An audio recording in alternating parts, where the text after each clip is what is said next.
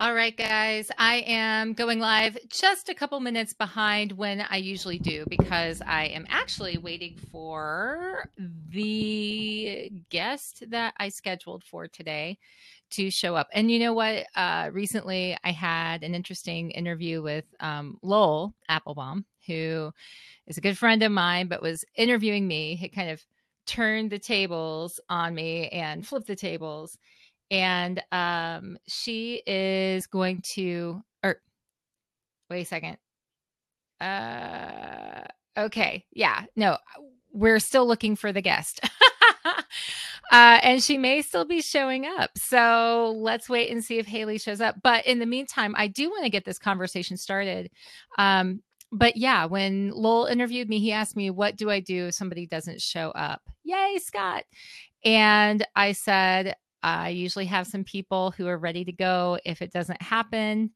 And in this case, I'm really lucky because my good friend Scott Osert just said that he's here.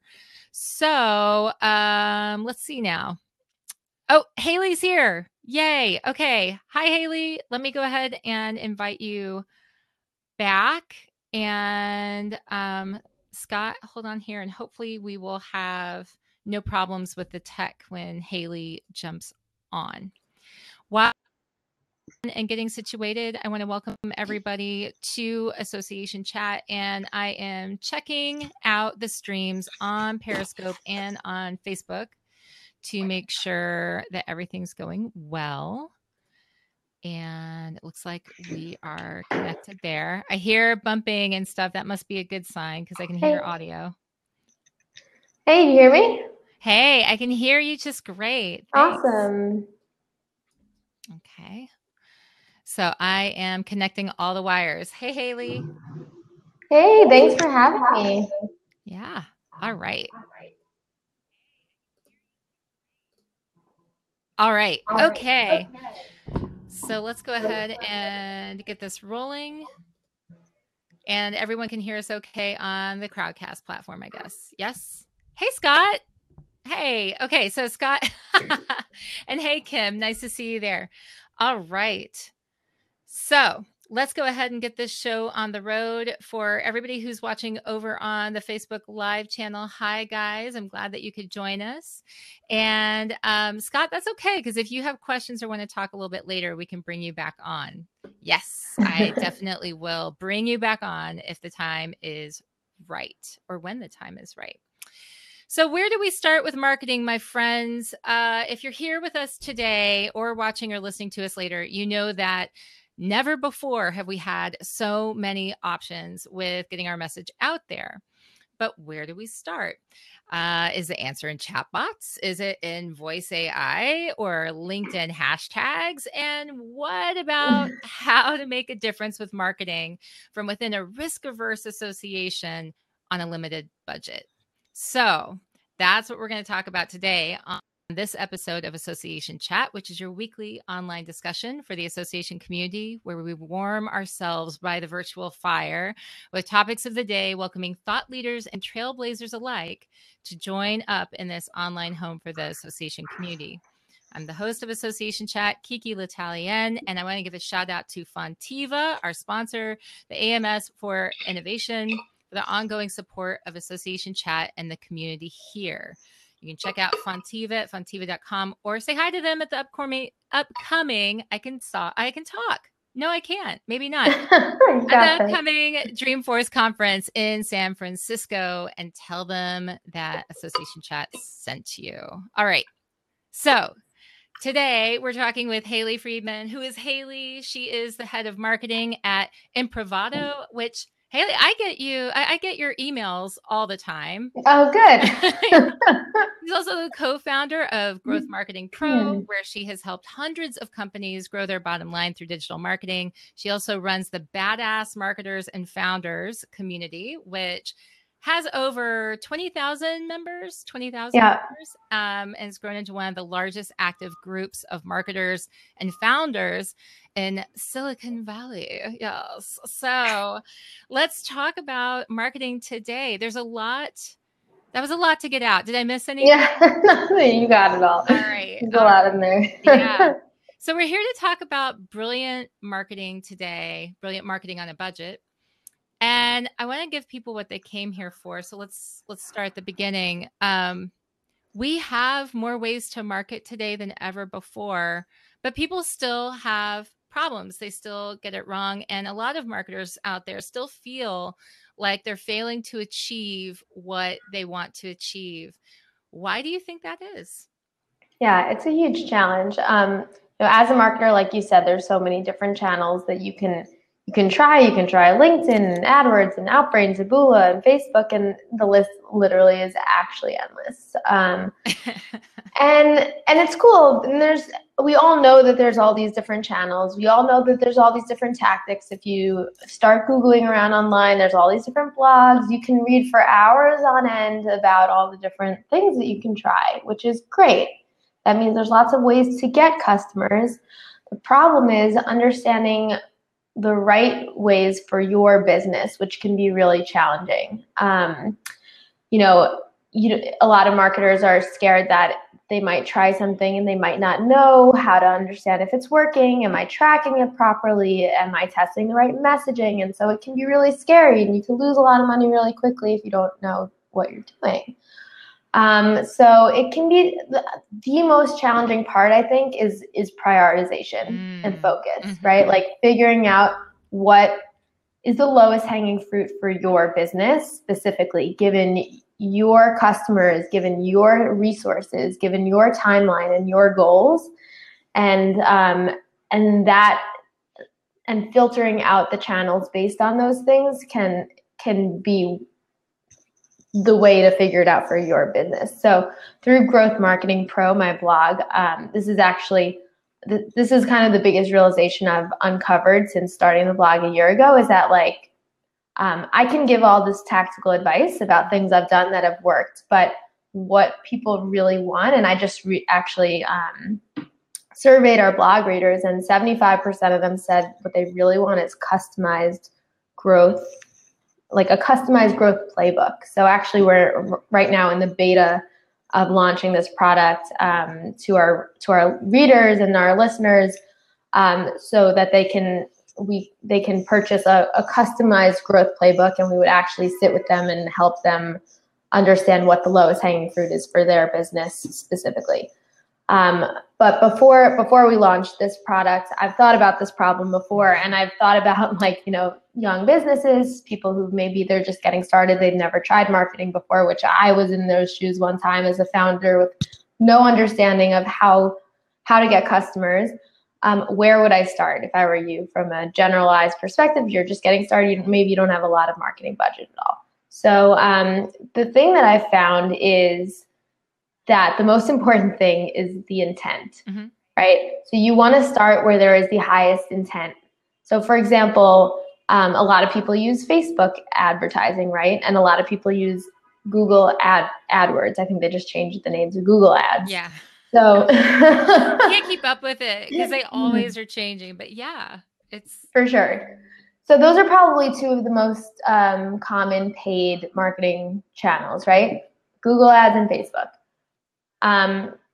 When someone sees your Google ad, it's because they've searched for a specific keyword, right? They're coming with a certain amount of knowledge already, and they're searching for a specific keyword. Back when I worked at Realty Shares, which is a real estate crowdfunding platform, people would search, if someone searched the words real estate crowdfunding, they knew a lot about. I didn't have to educate them about what that was, right? So they come with a lot of knowledge, a lot of high intent, and those people were going to convert at a really high rate. Versus on Facebook, nobody's on Facebook because they're looking to learn about real estate crowdfunding, right? They're looking to look at their friends' pictures, and so they might see content about real estate crowdfunding. Maybe they're interested, maybe they're not, but the intent isn't there. The intent is really low. And it's not to say that Facebook is a channel that doesn't work. It can certainly work. It's just not where I would start in many cases, given the fact that the intent is not the highest. So if you're just getting started, you don't have a lot of money, there are better places to spend your time and resources than advertising on Facebook when that's not where the highest intent is. Right. So, so if you're thinking about all the different channels and ranking them based on intent, the highest intent channel there is a referral program, which can be really difficult to do if you don't have any customers yet. But if you do have customers, offering them an incentive for referring their friends is a really cheap and easy way to get the highest intent customers, because when you talk about someone having intent and having knowledge, if they have knowledge about your business, but they also have the trust and social proof of a friend telling them about it, then that's like, that seals the deal for sure. So the conversion rate of a referral is about 25% versus like the average traffic you might get to your website, which the conversion rate is about 1%. All right. So, and I want to stop you for a second here and pick up on a couple of the comments that I'm seeing over in the chat. Yeah. Also just make a comment that for a lot of folks who are listening to this and thinking about how this applies to your associations, when we're think about your member, get a member programs, a lot of us cringe because we think about in associations, it's like, you know, when they've worked and when they haven't. When you're talking about people who are out there and it's really just, it's like sharing the knowledge about what those benefits, products, offerings are. I think that a lot of times as an association marketer, you can get hung up on thinking about the member get a member program versus a referral program where it is sharing maybe not the high dollar membership, but maybe it's something like about the event, or maybe it's something about the product that's offered, or something that's connected to the higher priced offering, which is oftentimes the membership to the organization. And Scott, I may end up bringing you up here just to speak on that part and like after a little while. But Scott says, so very true. Almost no one can do everything and be effective. You have to find out where our members live and what you have the resources to do.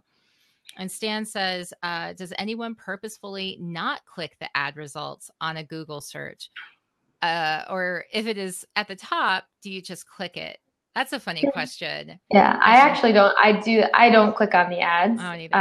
When you do click on the ads, it's costing that company money. So I just try and be nice and click on the organic. Kyle says, I purposely skip the ads. I do too, because I think, oh man, like every time I feel like I'm on the receiving end of that click, you know, and like I'm paying for it when people click on mine and just start scrolling down a little bit. Good karma. Good click karma. Yeah. And then Kyle says, usually the ads don't go where I want to go, even if it's the company's website. So let's talk a little bit more about that. And I also want to get into your creative process too, because I think that a lot of times when people do identify with the why of what they're doing, or maybe they even know the channel that is the right channel to go on, a lot of times their message still isn't reaching out. And so I do want to jump into that a little bit.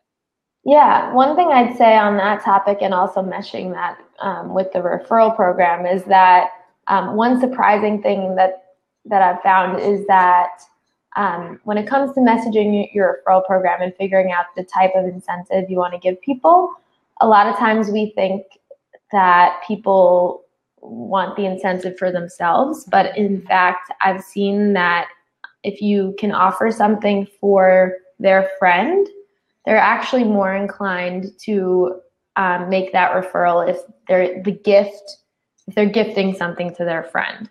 So if it's like, you know, refer a friend, your friend gets $200 and you get $200, or you refer a friend and your friend just gets $200 and maybe you get nothing. Like the kind of weigh the incentive more towards the friend, and I think you'll see better results. Yeah, absolutely. Well, I wanted to talk about a little bit about some of the examples that you have seen where you've had a project or you've had a campaign that you're working with and you haven't had the budget that you want, but you've had amazing results. Can you share like an example so that people can get inspired? For sure. So right now I am at a company called Improvato. I'm the head of marketing here. It's a tool that helps marketers aggregate their data all into one place. So if we're all marketers, then we all understand this dilemma. We have ads running on Facebook and AdWords and LinkedIn, and we're sending emails on MailChimp, and we have all of our data in 100 places, and every week or every month, we want to be able to tell our superiors, like, this is how marketing is doing. And in order to do that, we have to pull the data from all those places together. We have to put it in a dashboard. Maybe we use Excel. Maybe we use something more sophisticated like Google Data Studio or whatever it is. We're manually pulling this data together. It takes hours. Yes. It can be, sometimes we're not sure if it's right. If someone asks a question mid-month, we have to do all that work again, and it literally takes 10 to 20 hours every time. So that was a huge challenge for me as a marketer. And so when I left Realty Shares and I heard about Improvato, I was super excited for a couple of reasons. One, this is the biggest challenge I've ever faced as a marketer, and they are solving it. Two, I get to be a marketer to marketers, which is, so I get to just like think about my favorite topics all day long and talk to my favorite people about my favorite challenges. And so it just like has aligned my life in a really beautiful way. But anyways, here at Improvato, we're a startup. And so my budget isn't as big as I was used to having, even though my last company was a startup, we had more funding. So here at Improvato, we don't have as much funding yet. The product and tool is like miraculous. So once we get people on the phone and seeing it, they're in. But as a marketer, my challenge is to get people there, right? Yeah. So yeah. I don't have as much budget to spend on Facebook and AdWords and all these paid channels. And I did try. But the challenge is when you have a small budget too is in the early days, a lot of it is testing. And like you kind of have to be comfortable with the fact that you're gonna spend a lot of money on those early customers because you don't know what's gonna work yet. And that's kind of always gonna be the case. So as time goes on and you can optimize, you can see what works, you can bring down the cost per acquisition. But until you do that initial testing, it's gonna hurt a little bit. And so when you don't have a lot of money, it hurts a lot of it. So yeah. And I'm sure a lot of people are nodding their heads like, yeah, I want to try to hurt less and make it like minimize the hurt as much as I possibly. The hurt. Yeah. Yeah. So we had a little budget and I was hurting and testing and stuff. And then we're like, oh, we're a startup. We're going to raise another round, but we kind of have to pull back marketing budget by 2/3. Like, oh, okay, now I have even less budget. Wow. So it forces you to get creative, which is the good part. And the other good part is that there are certainly ways to get customers for pretty much no money or very little money. And that's what I've discovered. And I've actually, I've brought our cost per acquisition down now by 4x. And I've also increased our leads by 4x. Okay, so are you going to share your secrets? Are you going to tell us how? Yeah, so we're probably in a similar role, like B2B. Really, the secret is content. I'm thinking about content. So basically, not spending nearly as much time. I have some I'm running campaigns on Facebook and AdWords that I know work. I've tested them before. I've gotten leads out of them for a reasonable price, and those are still running at a very, very slow pace. And all the rest of my time I'm spending pretty much focused on content. And so what does that mean? It means blog posts, podcast interviews and events and things. So I host events here in San Francisco, live events. I am often a guest on podcasts and Facebook live events and things like this. And webinars. So webinars are a really awesome tool. You can host events live, and then you can also use evergreen webinar solutions to reuse that content over and over again. So I use Webinar Jam to record all my stuff, and then EverWebinar to kind of reuse that content. You know, that's actually an interesting point, because I think that at least in the association nonprofit market, a lot of times we get used to the idea of certain platforms always being the one that is the ones that are available. And I don't think that there's as much, I guess, investigation of some of these other platforms that offer a lot of really advanced ways that you can continuously reuse some of this content and add the engagement piece later.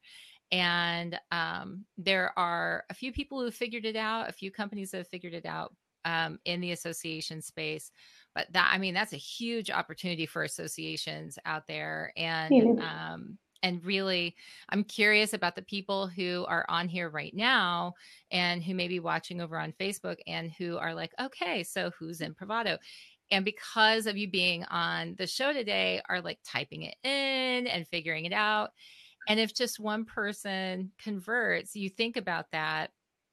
If you get one conversion from that, it's unbelievable as far as comparing that to sort of, you know, crossing your fingers and hoping that your Facebook ad hits the right person at the right time when they're in the right mind space for that content, right? Yeah, yeah, for sure. I think, especially B2B businesses, I think it's extraordinarily valuable. Some of this stuff is like harder to get the full message across in a Facebook ad kind of thing. So being able to have the audio ear of someone and also the personal relationship building of video and audio content. Mm-hmm. And also it's kind of the only time where you ever get the chance to have someone's attention for like 35 to 45 minutes. Right. That literally doesn't exist in the real world. Like you can't even get your friend's attention for that long. You can't even, you can't even look at the person in front of you and get them to look at you for 45 minutes. No, because you know why? Because they're looking at the other stuff on here and they're like, what's going on? Yeah. Right. So for some weird mystical reason that I still do not fully understand, when someone is invited to a live event over the internet, they give you 45 minutes of their undivided attention. I don't know why. It's this magical thing. Let's just utilize this for as long as it still works. Let's host webinars, live events. Crossing our fingers. It stays like this. For some weird reason, webinars are this magical thing. So I've written like tons of content on my blog, Growth Marketing Pro, about webinars. If you have any questions about like how to host one, like what do I say on it, what tools do I use, visit Growth Marketing Pro, look at webinars, growthmarketingpro.com, and check out the webinar section. I've got a lot. So a lot of the people who are watching this or listening to it later as a podcast, they will have tried webinars before, but I can guarantee you that a lot of them have not seen have not had the kind of impact that they wanted to have. And so, and Scott Oster's asking a question about webinars too. Where I was headed is, you know, what would you say that you hear are the most common reasons why people don't get webinars right? And then Scott says, what's your definition of webinar? I found that many webinars are PowerPoint slides and a person just talking. Okay. Yeah, that's not true. Like that's certainly what a webinar is or could be. I think content is the quality of the content is everything. Like it kind of doesn't matter whether it's a webinar, a live event, or a blog post. At the end of the day, it's all words. And so if the words do their job and they're effective, they will work in any of those three formats. I've seen it work. I literally have done live talks in person that I listened to, wrote down every word I said, and transcribed it into a blog post. Both of them work spectacularly. I've done it on webinars. I've done it in front of classes. Like it's the way you set up the content and the quality of the content that makes it impactful. So I think one of my least favorite things to do is to go to an event that's like tells me I'm going to learn something, and I get there and I hear fluff. Yeah. I hear kind of like really vague, high level things. So I personally, it's like one of my number one value when it comes to speaking or just putting content out, even on like LinkedIn or something. Like if I'm going to put something out there, I want it to be pure value. Like I want people to walk away feeling like they have tactical next steps for something that they can implement themselves. And so I would just encourage you to avoid generalizations and fluff. Try and give like as specific steps for people as you possibly can. So I would say that, and then also just being really kind of like telling your story in a vulnerable way and sharing your story. Because I think if people can connect with you as a human and they understand where you're coming from and they understand your struggles, like that's a really big piece. And then just like giving specific valuable content is tactical content, something where they can be like, okay, at the very least, I have this person is really knowledgeable. They gave me something of value, because if you can give that to them, then they feel like they trust and maybe like owe you one. Yeah. So it's interesting because, when I think about the way that we learn these days, my neighbor fixed her washing machine from watching a YouTube video.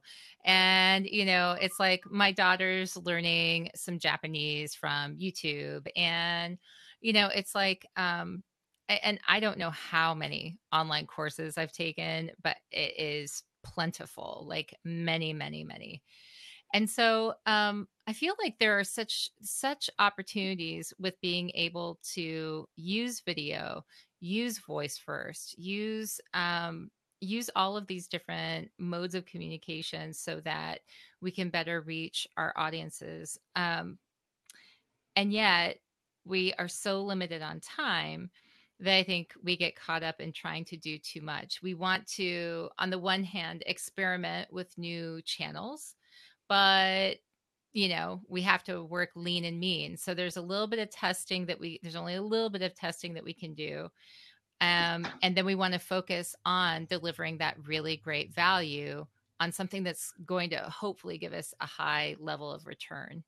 So how do you, I guess, my next question is like, how do you figure out where you want to spend your time? Because if you never test something new, then you don't know if there's, how it's going to work and if that's a new avenue for you. Right. So there's a couple of things that help you narrow down how to spend your time, right? Like, what are your resources? If you don't have a lot of money, that's a big help. That'll show you which channels you can use and can't use, right? And also, like, how big is your marketing team? I'm a marketing team of one, so I'm one human. So there's a lot of limits on like what I can do in a day. Yeah. So I guess, so yeah. So if you're creating content, I would say quality over quantity, right? It doesn't matter if you're pumping out a blog post every day. That's not what's important. It's like creating that one incredible blog post and like finding more ways to drive traffic to it, right? So you can like post it on LinkedIn. You can cross promote with other complementary brands that you've decided to partner with. You can, submit it to growth hackers and all these different like online directories for marketing content. Zest is a really cool tool for that. It's a Chrome extension just for marketers where you can contribute content. The other important thing when you're creating this content, obviously, is to have a call to action. Ideally, you'd be collecting emails or leads in some way via this content, so driving them. And then email marketing is another like pretty much free way to like re-engage those people that already know you and are reading your content. In terms of other low-cost things for someone in a situation similar to mine and potentially yours and associations, Quora is a really great way to kind of like seed the internet. So seeding the internet is something I'd say is a great thing to do when you don't have a lot of money. And there are many ways to do this, obviously, but Quora is a great one.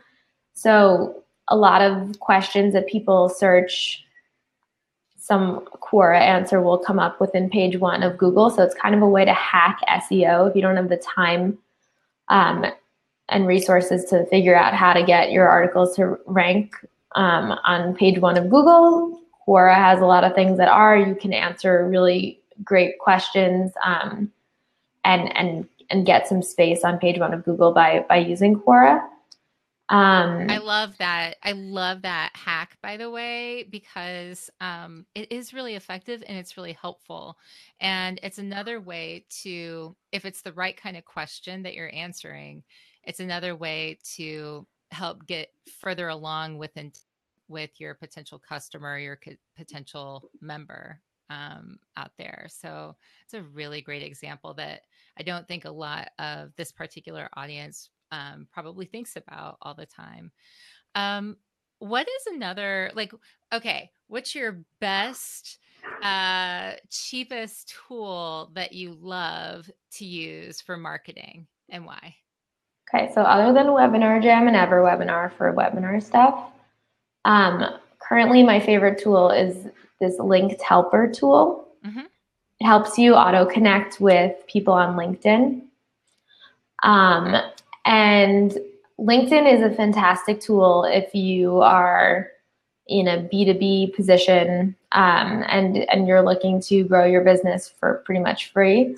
I highly recommend getting a handle on how to use LinkedIn. I've written some blog posts about this too. If you go on growthmarketingpro.com and look up LinkedIn. But it is a platform that is business oriented, so it's great for B2B. If you follow some of my instructions on these blog posts, I think you'll have a lot of success. The key is really to share personal stories and get vulnerable, which is uncomfortable for a lot of people. It was definitely uncomfortable for me, but I think if you try it, if you like get a little bit out of your comfort zone, share some vulnerable stories with people, you'll find that you're met with a lot of warmth and like incredible results from a business perspective. So sharing on LinkedIn and connecting with people in your target audience via, customized messages. You can use Linked Helper to help you with that on an automated basis. But so posting on LinkedIn, posting your content,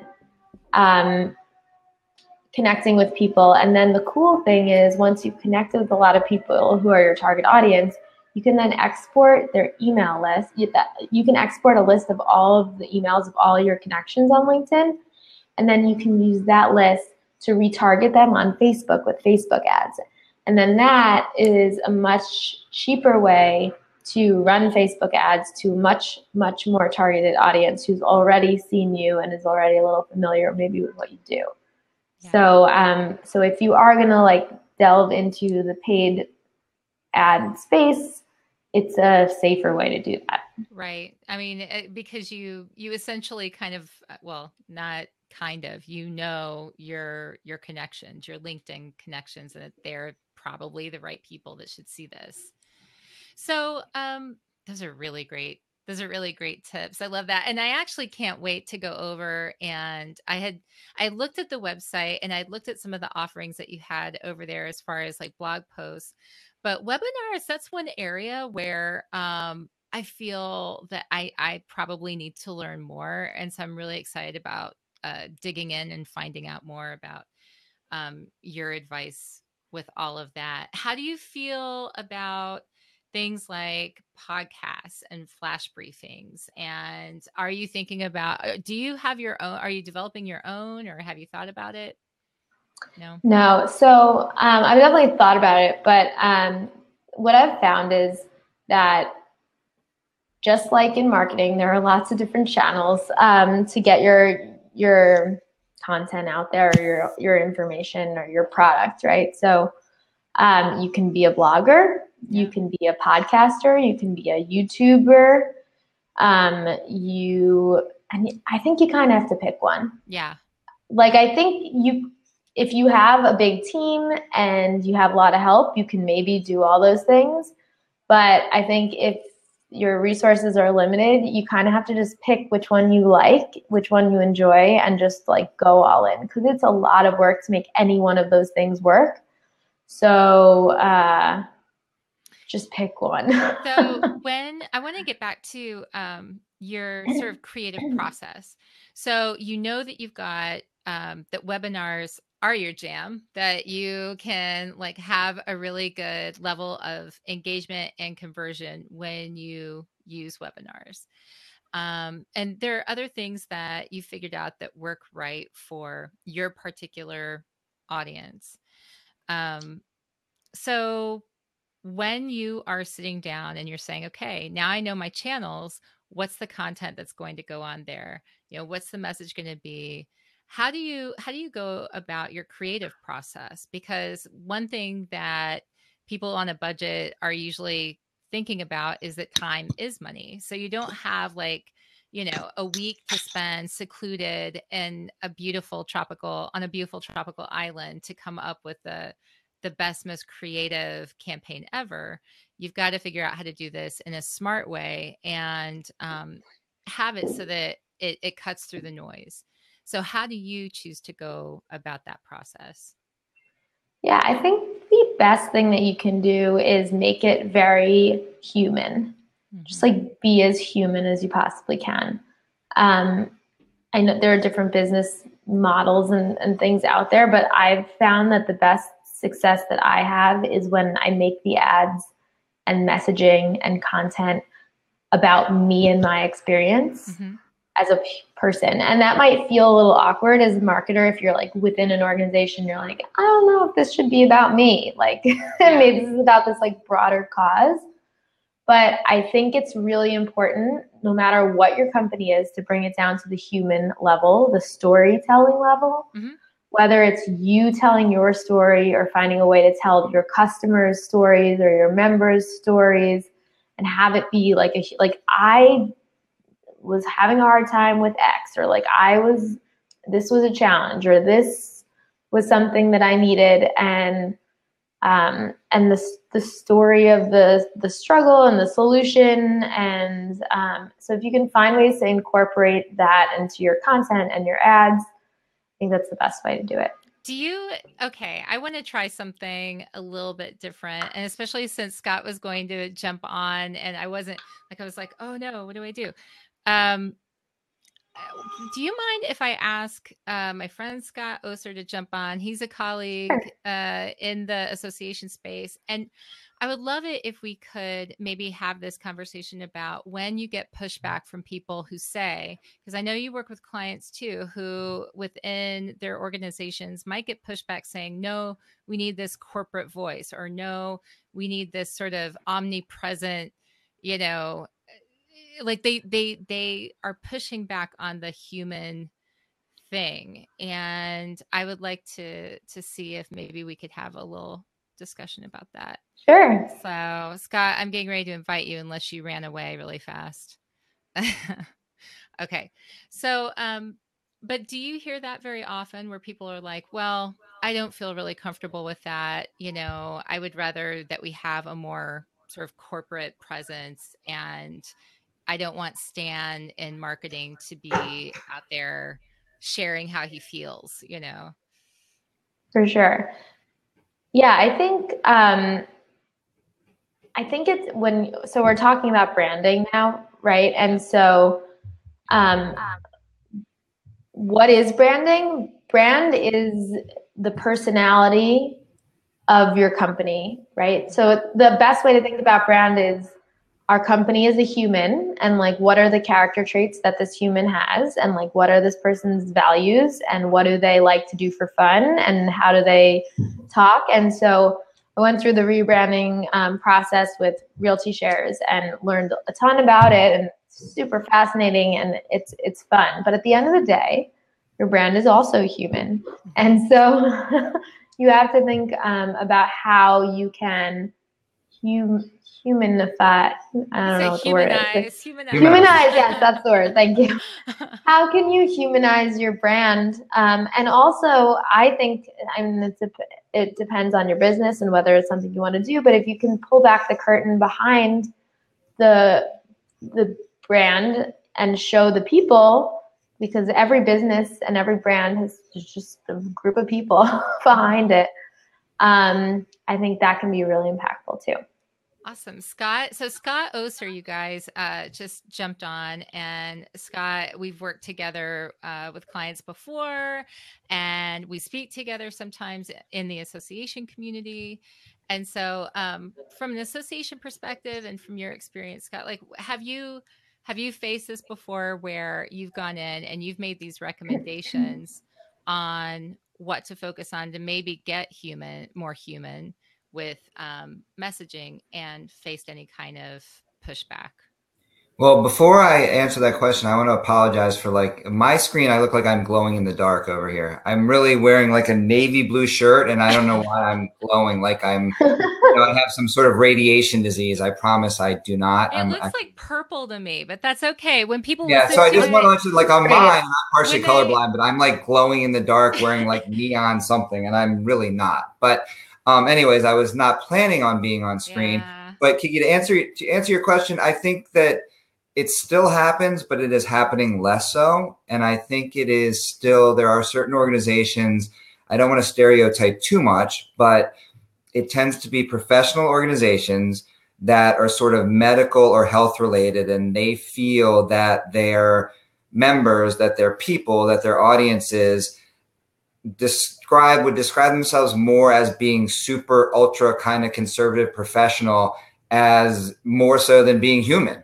And right. I don't think that is true anymore. I do think that we do have a line that we need to be careful of, because we've all seen that line get crossed, right? Where there's a little bit too much humanity that gets brought to this story.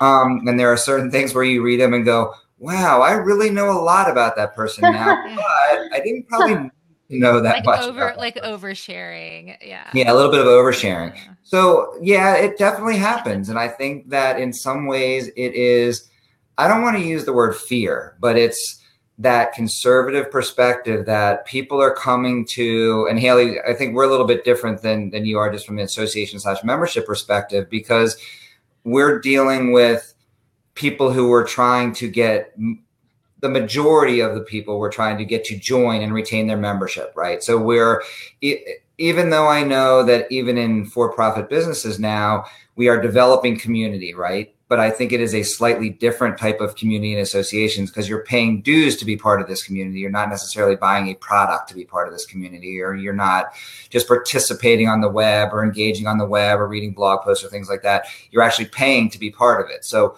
I think that leads to a little bit more conservatism in regards to how we're willing to approach people, even though I really feel that if we are able to pull down that curtain a little bit more, people will feel more of a connection, not less.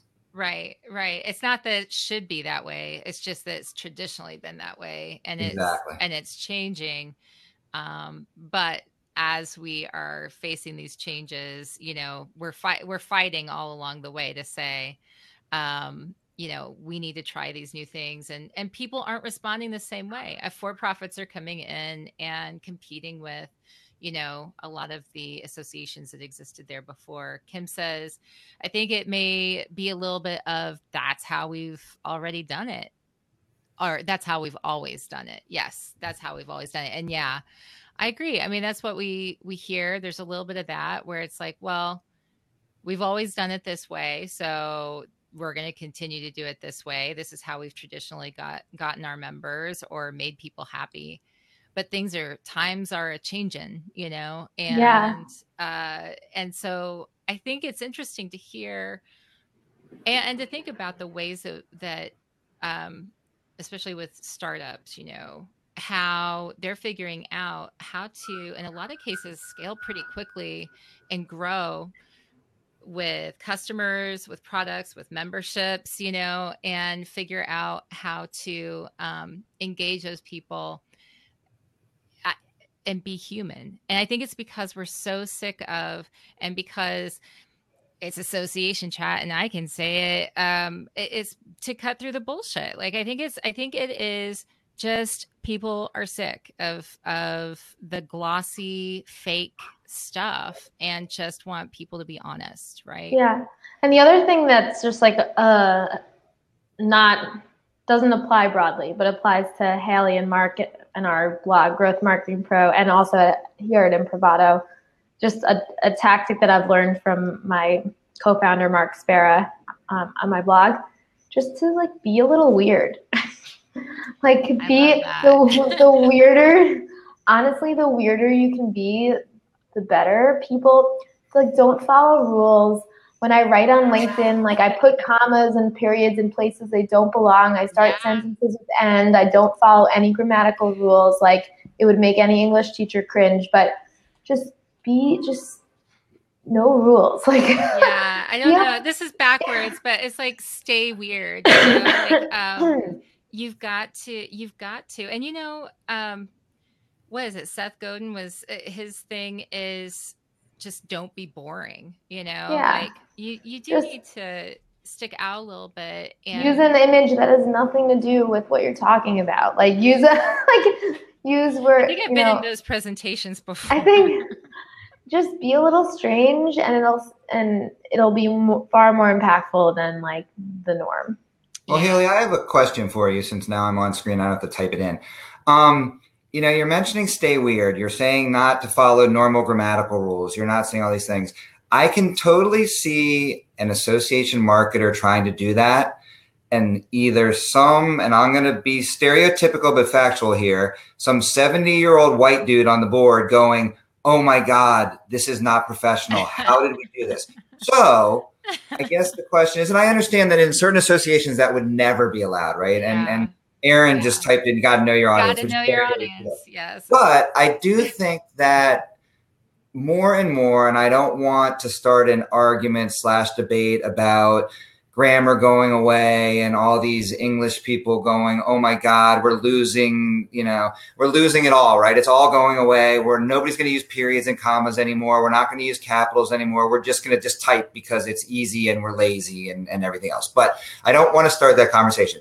But my point is that what kind of sort of testing or research, or have you looked at results to say, okay, when I am weird, when I am not grammatically correct, when I'm whatever I am, what sort of difference you see in the response and the viewership? And maybe, KiKi, you and I have worked together a million times. I know how to use Google Analytics well enough to be slightly dangerous, but I don't know it well enough. Again. No, I don't know it fully and deeply.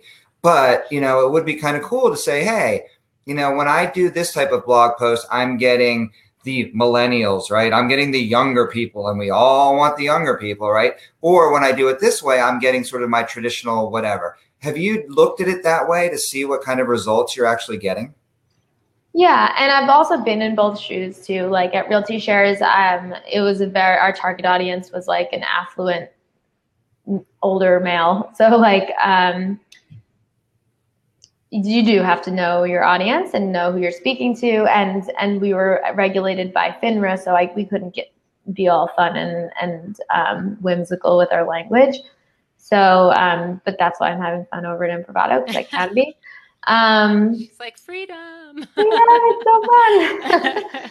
So of course, like it's not going to work in every realm, but I will say that what I've seen at Improvato when I've tested both things, like for example, we have a pop-up on our website that appears if someone's been on the page for over 30 seconds or something, and it's encouraging them to schedule a demo, right? And so I think I A/B tested two different copy examples, and one of them was something very plain, and it was about like schedule a one-on-one demo, learn more about our product. And the other one was like, it said in all lowercase, "Hey, hi, let's chat."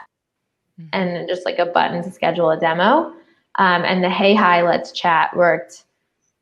I forget if it was like 2 or 3 times better. And I paused the other one, and that's what we're running right now. So if you go to improvato.io, you'll see my little "Hey, hi, let's chat" pop up. And it's not super professional. It doesn't make any sense. It's a weird thing to say, and it just works. It catches people's attention, and it works better. That's something with chatbots that I've noticed. And chatbots are interesting because for many reasons, but because the tone, sometimes that's something where you kind of have to understand the brand and make it fit what you're trying to get to do, because ultimately You don't, if you're going in and you're like, I just want my information real fast. I don't need some cutesy, hi, I'm Stan, the chat bot that's going to walk, answer all your questions and make your life better. I just want to freaking know, what the registration cost is, or whatever the question is that you have. And so it's interesting to see how, even tools like chatbots are being used, and how important voice is when it comes to that, like the tone. I want to mention Stan's comment over here. He says, the big advantage is we can tell our members stories and not necessarily our personal one. Still have to be careful with whose story you tell, but associations exist to help members and have stories to tell. And that's another really good point. You think about like the Humans of New York series and why that has been so successful. And it's not that the photographer is sharing their story. It's that they're capturing these real lives, real moments of these humans of New York. And I like to think of that as sort of an example that any association can do, where it's tell your stories like this and provide some sort of visual human element. Yeah. I guess I should have ended that with a question for you guys. Yeah, no, I agree. Yeah, like you can flip it on your members for sure. So what's inspiring you right now as you move forward? And we know that your webinar series is a must read, that we all have to go and check that out, and hopefully check out some of your webinars. But what's inspiring you as you look at the tools that are available to you as a marketer and think, oh, I want to play more with this? What is inspiring me right now? I think a fun thing that I'm doing, and that association marketers can do as well, is finding complementary brands or other associations that are not necessarily competitors with you, but have the same target audience, and finding ways to partner and work together. So, for example, at Improvato, I'm hosting a bunch of different partner webinars. So we'll do a webinar on a marketing topic. And so, for example, next week I'm hosting a webinar with Instapage, which is a landing page tool. And we're doing a webinar all about how to increase conversions. Given your paid marketing efforts, how can you increase conversions after the click on landing pages? How can you make your landing pages more optimized and things like that? So we're partnering with them on a webinar, and we're also partnering actually tomorrow with Looker on a webinar specifically for marketing agencies and how they can streamline their data with all their clients. How can they make their reporting easier? So finding ways to partner with other companies is cool, because you can, one, it's free. Yeah. Two, you can leverage their audience and they can leverage your audience, so it's mutually beneficial. And you can get creative with it. You can do a webinar, you can do a shared blog post, you could do an event together. And so I think there's endless opportunities, and it's really cost effective. What about you, Scott?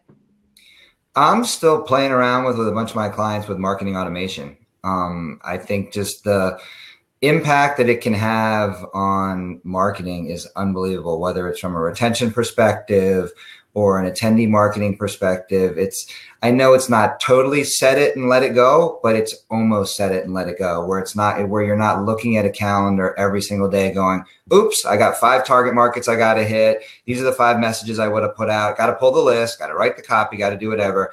But it's actually so much smarter than that, where you can figure out in advance who your segments are, what your messages are, what your actions that you want them to take, and then let it go and see it work, and see it or maybe not work so well, and then tweak it. But it's just, I think especially with the topic that we're talking about, brilliant marketing advice for any association, small or big or in between, it's not that expensive to do, and it can be huge because it has so much power for just for not a ton of effort or some upfront setup effort, and then it goes.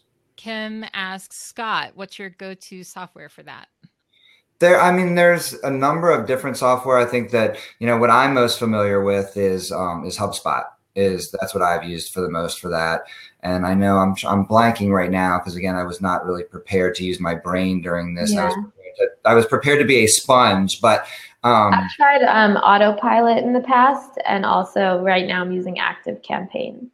I wondered about Active Campaign. I haven't used that before, but I've looked at it. HubSpot, I feel like is, I feel as a marketer, focused in digital marketing, that you kind of have to know HubSpot. And do you guys feel the same way? Do you feel like it's no? I don't know HubSpot. Yeah, and I've gotten by. That's well, I know. I would say because you've got like. I think that's an interesting point because that does show, KiKi, as you were mentioning before, that there are certain things, and I'm not saying this is a bad thing, but there are certain softwares that we use as associations and we think is the be all end all. And then there's other people who are doing really great stuff and they've never even heard of it. Yeah. And I mean, well, I've heard of it, but just never used it myself. But yeah. But it's like, it's interesting. It is interesting. But to your point earlier, Hailey, you were talking about how at the very beginning, we were talking about how there just isn't, there's so much to do, so much to stay on top of, where, the names for things change as we're going through. You can go through and get your GAIQ and like understand Google Analytics completely for a second. And then everything changes like the next day and you're trying to explain. I will share a small anecdote with you before I wrap things up.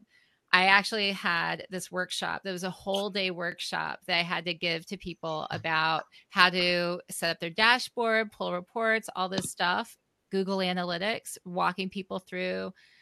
And literally the day before, the new look, like the new came out, all of my slides, I have no idea how to do this anymore. all of my slides, everything that went along with it, where it was like, okay, we'll do this part live. This part, I'm going to teach them how to do it and set it up without setting something up live.